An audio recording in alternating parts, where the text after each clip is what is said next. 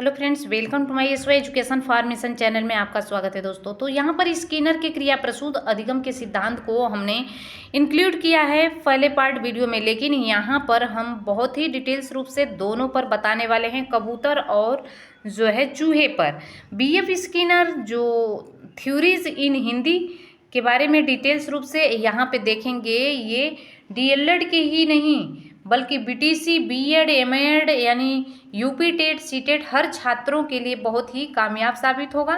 दोस्तों लगातार हमारे इस चैनल पे बने रहिए। पहली बार विजिट कर रहे हैं तो चैनल को सब्सक्राइब फटाफट कर लीजिए और चलिए हम क्लास में आगे बढ़ाते हैं। तो आप देख सकते हैं पहले नंबर पे जो है स्किनर सबसे पहले चूहे पर प्रयोग किया था। तो यहाँ पे आप लीवर वगैरह लगा है, एक स्किनर बॉक्स, इसी बॉक्स का नाम स्किनर बॉक्स पड़ा था। लीवर जो लगा है, ये पैर से चूहे जब कूद फान करेगा इधर उधर, तो लीवर पे जब पैर इसका पड़ जाएगा पंजा, तो अचानक से वो खुल जाता है लीवर। ठीक है, पीछे देखेंगे विद्युतीय जाल भी फैला दिया गया है। ठीक है, इस करंट के कारण जब वो इधर उधर छटकेगा तो जाएगा उस लीवर पे, पैर से दबेगा, लीवर खुलेगा। और अगला प्रयोग जो कबूतर पर प्रयोग किए थे, तो जिसमें आप देख सकते हैं इसमें रोशनदान बना हुआ है और प्रकाश बना हुआ है, कुंजी हुई है जिसपे कबूतर जो है चोंच मारेगी तो उसके लिए भोजन के दाने गिरेंगे। ठीक है, तो यहाँ पर भोजन की जो खिड़की बनी हुई है, चोंच मारने के बाद उसको अंदर दाने गिरेंगे। तो प्रयास करते रहती है। कुंजी के जो पलक, जिसको फलक कहा जाता है, यहाँ पे कुंजी है, मुख्य प्रकाश इसका यहाँ से जाने वाला है। यहाँ पर ये भंडारण है, भोजन नलिका यहाँ पर है दोस्तों। तो ये बना हुआ था, ये सारा चीज़ प्रयोग किसने किया था? तो स्किनर ही किए थे। ठीक है, भोजन के पात्र यहाँ पर बर्तन रखा गया था। अब हम बताने वाले हैं आपको, एक सेकेंड। अब देखेंगे कि इस वीडियो के माध्यम से क्रिया प्रसूत बीएफ स्किनर की थ्योरी जो है डिटेल रूप से माध्यम से बहुत ही अलग तरीके से आपको अंडरस्टूड करवाने वाले। स्किनर क्रिया प्रसूत अधिगम सिद्धांत, दूसरे नाम बीएफ स्किनर का चूहे का प्रयोग। ठीक है, जिसको इंग्लिश में कहेंगे कि स्किनर एक्सपेरिमेंट ऑन रैट, और स्किनर का कबूतर पर प्रयोग। तो स्किनर एक्सपेरिमेंट ऑन पिजन। क्रिया प्रसूत अधिगम सिद्धांत की विशेषताएं, क्रिया प्रसूत अधिगम सिद्धांत, और इसमें बहुत सारे जो भी है आप देख सकते हैं। और जो है इसके कई नाम है। स्किनर का क्रिया प्रसूत सिद्धांत है, और सिद्धांत दूसरा नाम है बीएफ स्किनर चूहे के प्रयोग, और स्किनर का कबूतर पर प्रयोग। क्रिया प्रसूत अधिगम सिद्धांत की विशेषताएं हैं, क्रिया प्रसूत अधिगम के सिद्धांत की कमियां हैं, स्किनर के क्रिया प्रसूत अधिगम सिद्धांत की शिक्षा का उपयोगिता है।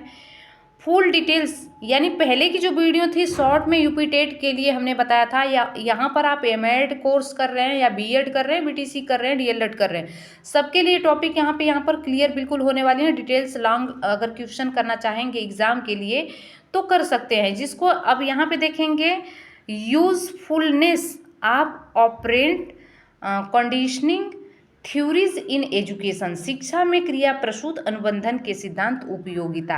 इंपॉर्टेंस आप जो है operant conditioning theory in education, Skinner के क्रिया प्रसूत सिद्धांत का निष्कर्ष। यहाँ पे कंक्लूजन ऑफ स्किनर थ्योरीज, और स्किनर थ्योरीज आप लर्निंग का हल चाहते हैं तो इस वीडियो को फुल वॉच करिए, लगातार बने। अब इस वीडियो के माध्यम से आपको दोस्तों काफ़ी लंबी वीडियो बनेगी, लेकिन हम पूर्ण डिटेल्स बताने वाले हैं। क्रिया प्रसूत अनुबंधन के सिद्धांत का प्रतिपादन सबसे पहले आपको जानना जरूरी है कि बीएफ स्किनर ने अमेरिका के मनोवैज्ञानिक थे। इन्होंने अपने परीक्षण की शुरुआत 1938 में की। अमेरिका मनोवैज्ञानिक स्किनर बीएफ स्किनर ने सीखने की क्रिया में जो है स्वरूप को समझाने के लिए सर्वप्रथम दूसरे मनोवैज्ञानिकों के द्वारा किए गए प्रयोगों के निष्कर्षों और सिद्धांतों का अध्ययन किया, और उन्होंने पावलों के प्रत्यावर्तन, जिसे कहेंगे रिफ्लेक्स एक्शन और पुनर्बलन, रीइंफोर्समेंट जो कहा जाता है, संप्रत्यय को समझा। और उसके उपरांत जो है दोस्तों यहाँ पे उसके उपरांत अध्ययन किए थे, जिसके निष्कर्षों तक पहुँचे थे। उपरांत उन्होंने स्वतंत्र रूप से प्रयोग किया। अब स्किनर का क्रिया प्रसूत अधिगम सिद्धांत के कई नाम हैं, उस नाम को आपको रट्टा मारना है जो 6 नाम से जाना जाता है। पहला क्रिया अनुबंधन का सिद्धांत, अभिक्रमित अनुदेशन का सिद्धांत, नैमिक अनुबंधन का सिद्धांत, क्रियात्मक जो है कार्यात्मक प्रतिबद्धता का सिद्धांत, आर्यस थ्योरी, स्किनर आर्यस थ्योरी ऑफ लर्निंग। ठीक है, स्किनर का क्रिया प्रसूत अनुबंधन का सिद्धांत जो है उसको पहले हम क्लियर करवाते हैं। इस संदर्भ में स्किनर ने 2 प्रयोग किए, उनमें 2 प्रयोगों में पहला प्रयोग उन्होंने चूहे पर किया था, दूसरा प्रयोग कबूतर पर। बीएफ स्किनर पहले चूहे का प्रयोग हम आपको इंक्लूड करवाते हैं, पूरा फुल डिटेल्स जो कि एग्जाम में लिखने के काम आएगा। स्किनर ने जो है अपना जो है पहला परीक्षण जो है 1938 में चूहे पर किया था और उन्होंने चूहा को बंद करने के लिए एक पिंजरा को बनवाया और उस पिंजरे में बनावट कुछ खास प्रकार से कि पिंजरे में चूहे को अंदर रखने के लिए दरवाज़ा था और इसके अंदर एक जो है स्थान पर जो है एक लीवर फिट था और लीवर को दबाने से भोजन की नली का रास्ता खुल जाता, जिससे जो है ऊपर रखा हुआ भोजन इस रास्ते से भोजन की प्लेट में गिर जाता था। अब इस पिंजरे को स्किनर बॉक्स के नाम से जाना जाता है। अब स्किनर ने इस बॉक्स में एक भूखे चूहे को अंदर कर दिया और उसने देखा कि चूहे ने अंदर जाते ही उछाल कूद करना जो है शुरू कर दिया और उस उछल कूद के दौरान जो है एक बार चूहे का पंजा अचानक से उस लीवर पर पड़ गया और भोजन उसकी जो है प्लेट में आ गया। उसने भोजन प्राप्त किया और अपनी भूख को मिटाई। इससे जो है उसे बड़ा संतोष मिला। अब जो है उसे जब फिर से कुछ खाने की इच्छा हुई तो उसने पुनः उछल कूद करना शुरू किया और इस उछल कूद से वह लीवर पुनः दब गया और उसे भोजन जो है प्राप्त किया। स्किनर ने देखा कि भोजन मिलने में चूहे की क्रिया को पुनर्बलन यानी रेनफोर्समेंट हो रहा है। ठीक है, तो मिला है और इसमें जो है अब एक चूहे पर यह प्रयोग कई बार दोहराया और देखा कि इस स्थिति में ऐसी आई कि भूख चूहे ने पिंजरे में पहुंचते ही लीवर दबा करके भोजन प्राप्त कर लिया। जब जैसे चूहे पिंजरे में गया उसको भूख लगी है और उसने लीवर को दबाया और भोजन प्राप्त कर लिया। दूसरे शब्दों में उसने लीवर दबा करके भोजन प्राप्त करना सीख लिया धीरे धीरे। तो यहाँ पे पिंजरा बना है, हम पिंजरा को दिखाने की कोशिश करेंगे आपको। फुल पिंजरा आप देख सकते हैं, यही वो पिंजरा है जिसमें स्किनर ने बनाया था, जिस बॉक्स में एक सफ़ेद चूहे को रखा था। अब बात करते हैं कि स्किनर का कबूतर पर प्रयोग कैसे किया गया था, तो इससे भी अच्छे से समझने की कोशिश करिए। अब देखेंगे स्किनर ने सीखने की सिद्धांत को स्पष्ट करने के लिए अपना दूसरा प्रयोग जो है 1943 में एक कबूतर पर किया। उसने इस प्रयोग के लिए जो एक विशेष प्रकार का बॉक्स बनवाया और इस बॉक्स में एक ऐसी ऊंचाई पर जहां कबूतर की चोंच जो जा सकती थी और वहां पर एक प्रकाशपूर्ण चाबी की लगाई गई। इस चाबी के दबाने के बाद कबूतर के खाने के लिए दाना मिल सकते थे। साथ ही इसमें 6 प्रकार के प्रकाश की ऐसी व्यवस्था की गई थी जो भिन्न भिन्न बटन दबने से भिन्न भिन्न प्रकार के प्रकाश होता था। इस बॉक्स के कबूतर बॉक्स यानी पिजन बॉक्स का नाम भी जाना जाता था। स्किनर ने इस बॉक्स में एक भूखे कबूतर को बंद कर दिया और इसके बाद इसकी चाबी में सबसे हल्के रंग का प्रकाश पहुंचाया गया जिसमें जो है उसकी जो है चमक से कबूतर की ओर खींचा और जिससे उसके इधर उधर चोंच मारी और एक बार उसकी चोंच जो है प्रकाशित चाबी के ऊपर लग गई और इसके दबते ही उसे खाने के लिए दाने मिल गए और उस कबूतर पर यह प्रयोग 6 प्रकार की प्रकाश व्यवस्था पर किया गया। स्किनर ने जो है देखा कि प्रकाश में परिवर्तन करने के कबूतर की अनुक्रिया में थोड़ा से परिवर्तन हुआ, परंतु भोजन मिलने से उसके सही जगह चोंच मारने की क्रिया को पुनर्बलन मिला और ऐसी स्थिति में आई कि जब भी एक कबूतर को भूख लगने के बाद वो बॉक्स में बंद किया गया तो चाबी को दबा करके भोजन प्राप्त करने लगा और ऐसे में शब्दों में उसने चाबी दबा करके भोजन प्राप्त करना सीख लिया। तो ये है कबूतर, आप देख सकते हैं जो इसका पिंजरा बना हुआ है। इस पिंजरे में सारे एस्टिमेट किया गया है, यही है पिंजरा।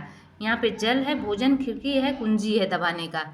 ठीक है, तो आई होप कि समझ में आया होगा। अब देखते हैं इसमें और कुछ है कि यह सिद्धांत पुनर्बलन का जो है विशेष बल देता है।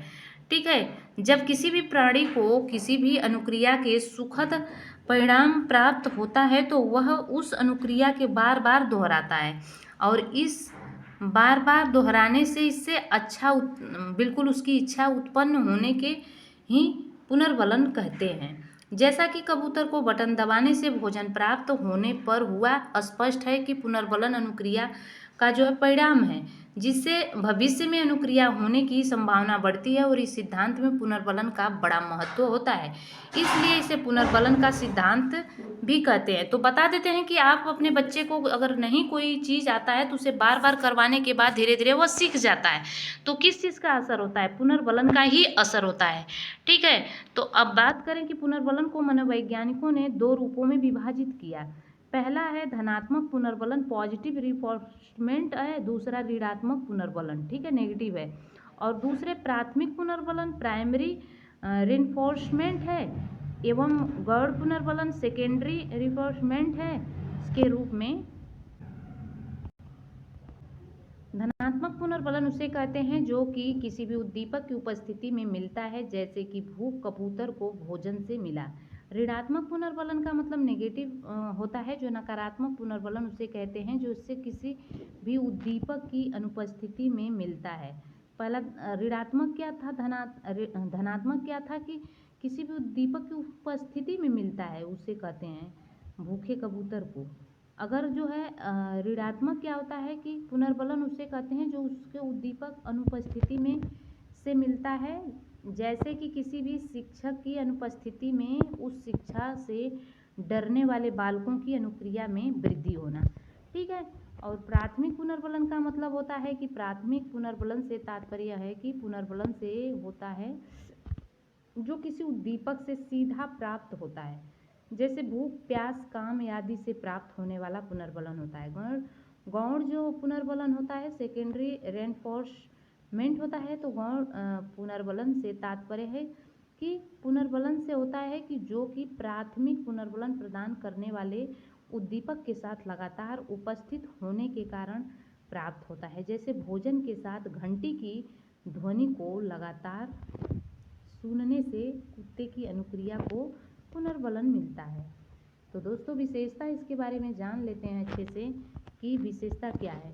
तो निम्नलिखित विशेषताएं हैं इसकी। पहले, यह सिद्धांत क्रिया प्रसूत अनुबंधन पर बल देता है, और ये सिद्धांत द्वारा सीखना अधिक अस्थायी होता है। यह सिद्धांत अधिक क्रिया के परिणाम का महत्व देता है। यह सिद्धांत सकारात्मक परिणाम से मिलने वाले पुनर्बलन पर बल देता है, जो कि सीखने वाले की क्रिया को गति देने में सहायक होता है। यह सिद्धांत सीखने की क्रिया में सफलता पर विशेष बल देता है। यह सिद्धांत सीखने की क्रिया में अभ्यास पर बल देता है, और सक्रिय अनुबंधन द्वारा मंद बुद्धि के बच्चों को भी सिखाया जा सकता है। तो यहाँ पे कमियाँ क्या हैं, इस सिद्धांत की कमियाँ भी कुछ होंगी। तो कमी आप देखेंगे क्रिया प्रसूत अधिगम सिद्धांत की कमियाँ कि पशु पक्षियों का प्रयोग करके जो है प्रतिपादित किया गया है, इसलिए मनुष्य को के सीखने की क्रिया की सही व्याख्या नहीं करता है, ये इसकी एक कमी है। और बात करें कि यह सिद्धांत बुद्धिहीन अथवा मंद बुद्धि वाले प्राणियों पर लागू होता है, बुद्धि चिंतन तथा विवेकपूर्ण प्राणियों पर लागू नहीं होता है। स्किनर ने जो है पुनर्बलन पर शक्ति दान माना है, और जबकि मनुष्य के सीखने की उद्देश्य प्राप्ति की लगन शक्तिदाता होती है। इस सिद्धांत के अनुसार पुनर्बलन के अभाव में सीखने की क्रिया मंद हो जाती है, जबकि मनुष्य की सीखने की लक्ष्य प्राप्ति आवश्यक होती है। इस सिद्धांत के अनुसार सीखना एक यांत्रिक क्रिया है, जबकि मनुष्य के सीखने की क्रिया में बुद्धि, चिंतन, तर्क एवं विवेक की आवश्यकता होती है। और आगे देखते हैं कि स्किनर की क्रिया प्रसूत अधिगम सिद्धांत की शिक्षा उपयोगिता के बारे में। तो यह सिद्धांत सीखने के लिए उद्दीपक के स्थान पर प्रेरणा, मोटिवेशन आवश्यक माना जाता है। पढ़ने लिखने वाले बालकों के अभिप्रेरित करने के लिए इसका उपयोग किया जाता है। यह सिद्धांत सीखने में पुनर्बलन बहुत ही महत्व देता है, इसलिए शिक्षण कार्य में शिक्षक द्वारा शिक्षार्थियों को जो है पुनर्बलन देने में जो है इसका उपयोग किया जाता है। शिक्षार्थियों को सफलता के लिए उन्हें क्रियाशील रखने हेतु सिद्धांत का उपयोग किया जाता है। सक्रिय अनुबंधन का प्रयोग जो है सकारात्मक बालकों के व्यवहार में वांछित परिवर्तन करने के लिए किया जाता है। तो अब देखेंगे शिक्षा में क्रिया प्रसूत अनुबंधन के सिद्धांत की उपयोगिता। स्किनर का क्रिया प्रसूत अनुबंधन सिद्धांत आरईएस थ्योरी शिक्षण अधिगम की प्रक्रिया का जो है एक महत्वपूर्ण भाग है। वर्तमान में शिक्षण प्रक्रिया को प्रभावशाली बनाने हेतु स्किनर के इस अधिगम सिद्धांत का उपयोग शिक्षा में निरंतर किया जा रहा है। छात्रों की उचित अनुक्रिया पर जो है प्रत्येक शिक्षक पुनर्बलन के रूप में कक्षा में उन छात्रों की सराहना करता है जिससे उन्हें ऐसे ही आगे बढ़ते रहने की प्रेरणा एवं जो है शक्ति प्रदान होती है। स्किनर का यह सिद्धांत जो है छात्रों का जो है कुशल संज्ञानात्मक विकास करता है जो कि उन्हें भविष्य में उचित मार्ग की ओर ले जाता है। यह सिद्धांत छात्रों को अभ्यास एवं क्रिया की जो है मांग की ओर जो है प्रेरित करता है जिससे कि वह स्वयं करके सीखने की ओर अग्रसर होते हैं। स्किनर का क्रिया प्रसूत अधिगम के सिद्धांत की बात करें तो यह सिद्धांत निष्कर्ष लास्ट में निकलता है कि